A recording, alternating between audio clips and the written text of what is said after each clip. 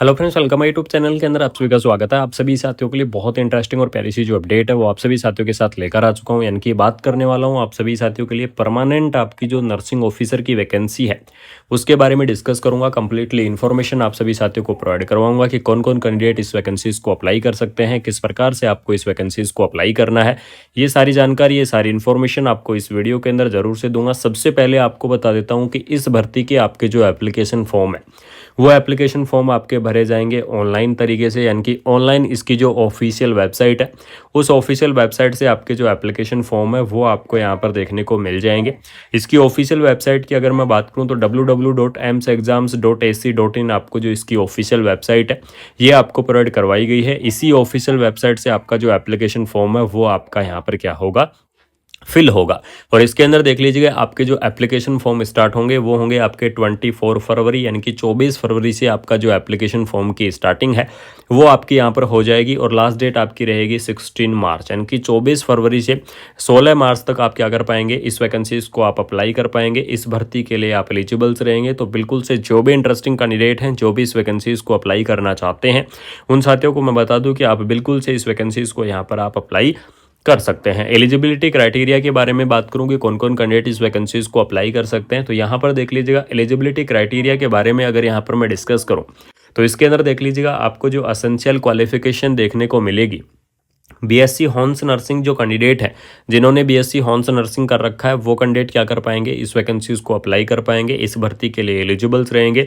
BSc nursing जो candidate हैं वो इस वैकेंसीज को अप्लाई कर सकते हैं। पोस्ट बीएससी नर्सिंग कैंडिडेट हैं वो इस वैकेंसीज को अप्लाई कर पाएंगे।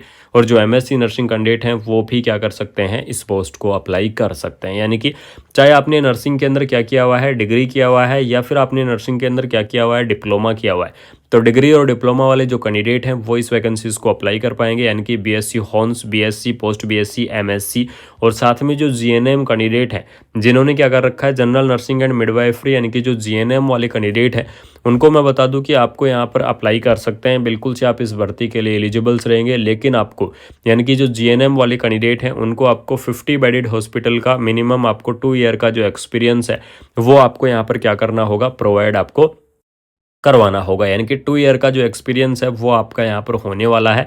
शानदार सी जो भर्ती है वो आपको देखने को मिल जाएगी। एज लिमिट की अगर मैं बात करूँ तो इसके अंदर देख लीजिएगा आपको जो मिनिमम एज लिमिट है वो आपकी 18 ईयर यानी कि 18 ईयर आपको जो मिनिमम एज लिमिट है वो आपको देखने को मिल जाएगी। और मैक्सिमम एज लिमिट आपकी रहेगी 30 ईयर, यानी कि 18 से 30 ईयर तक के जो कैंडिडेट हैं वो इस वैकेंसीज को क्या कर पाएंगे, अप्लाई कर पाएंगे। वो इस भर्ती के लिए यहाँ पर क्या रहेंगे, एलिजिबल्स रहेंगे। यानी कि कम से कम आपकी एज लिमिट 18 ईयर और ज़्यादा से ज़्यादा आपकी 30 ईयर। लेकिन आपको सेंट्रल गवर्नमेंट की वैकेंसी है, एम्स न्यू दिल्ली की तरफ से वैकेंसी है, तो आपको यहाँ पर जो एज का रिलैक्सेशन है वो आपको देखने को मिलेगा। और एज के रिलैक्सेशन की अगर मैं बात करूँ तो गवर्नमेंट रूल के हिसाब से जो आपका एज का रिलैक्सेशन होगा वो आपका अलग अलग होगा। अलग अलग कैटेगरी वाइज आपका जो रिलैक्सेशन है वो आपको यहाँ पर देखने को मिल जाएगा।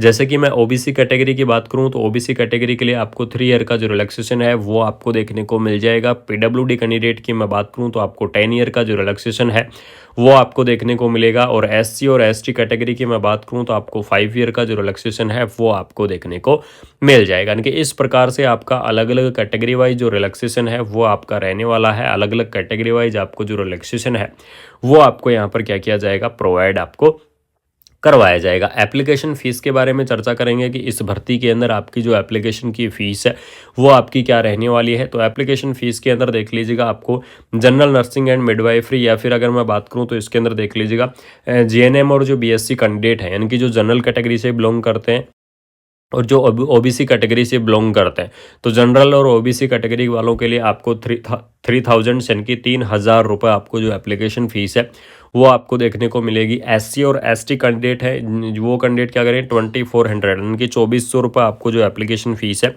वो आपको यहाँ पर देखने को मिल जाएंगी। ठीक है, बाकी जो डिसेबिलिटी वाले कैंडिडेट हैं वो कभी भी आप क्या कर सकते हैं, इस भर्ती को आप यहाँ पर अप्लाई कर सकते हैं।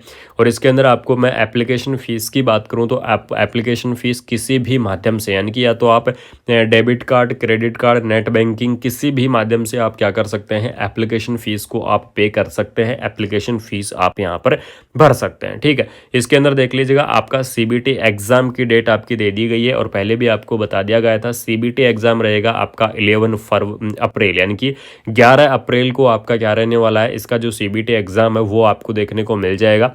और आपका सेकंड स्टेज का जो सीबीटी एग्ज़ाम होगा वो आपका रहेगा 30 अप्रैल। यानी कि आप सभी साथियों को पता है कि एम्स नोरसेट या फिर एम्स दिल्ली के अंदर 2 स्टेज के अंदर आपकी जो वैकेंसी है ये आपकी यहाँ पर क्या की जाती है, कंप्लीट आपकी करवाई जाती है। ठीक है, फर्स्ट स्टेज का आपका जो एग्ज़ाम होगा 11 अप्रैल को, सेकंड स्टेज का आपका एग्ज़ाम होगा 30 अप्रैल को। ठीक है, उसके बाद में यहाँ पर देख लीजिएगा एप्लीकेशन फॉर्म आपको भरना होगा सिर्फ और सिर्फ इसकी ऑफिशियल वेबसाइट से ही आपकी जो एप्लीकेशन फॉर्म है वो आप यहाँ पर फिल हो सकते हैं। www.emsexams.ac.in आपको जो इसकी ऑफिशियल वेबसाइट है ये आपको देखने को मिल जाएगी। एप्लीकेशन फॉर्म वगैरह आपको इसकी ऑफिशियल वेबसाइट से ही भरे जाएंगे। बाकी आपकी जितनी भी अपडेट होंगी वो सभी अपडेट आपको इसकी ऑफिशियल वेबसाइट से ही आपको देखने को मिल जाएगी। और यहाँ पर देख लीजिएगा एम्स की तरफ से यानी कि all India institute of new Delhi, AIIMS new Delhi की तरफ से जो आपका ये नोटिफिकेशन है, ये नोटिफिकेशंस आपका रिलीज कर दिया गया है। ऑफिशियल वेबसाइट के ऊपर आपका ये नोटिफिकेशंस आ चुका है। अगर कोई कैंडिडेट जाके विजिट करना चाहता है या फिर अगर आप इस नोटिफिकेशन को देखना चाहते हैं तो बिल्कुल से आप यहाँ पर देख सकते हैं। ठीक है, सैलरी की अगर यहाँ पर मैं बात करूँ तो इसके अंदर देख लीजिएगा सैलरी आपको देखने को मिलेगी लेवल 7 के आधार पर, यानी कि ग्रेड पे आपका 7 रहेगा। लेवल 7 के आधार पर आपको जो सैलरी है वो आपको यहाँ पर देखने को मिल जाएगी। शानदार सी वैकेंसी है, धमाकेदार सी जो पोस्ट है वो आपकी प्रोवाइड करवाई गई है।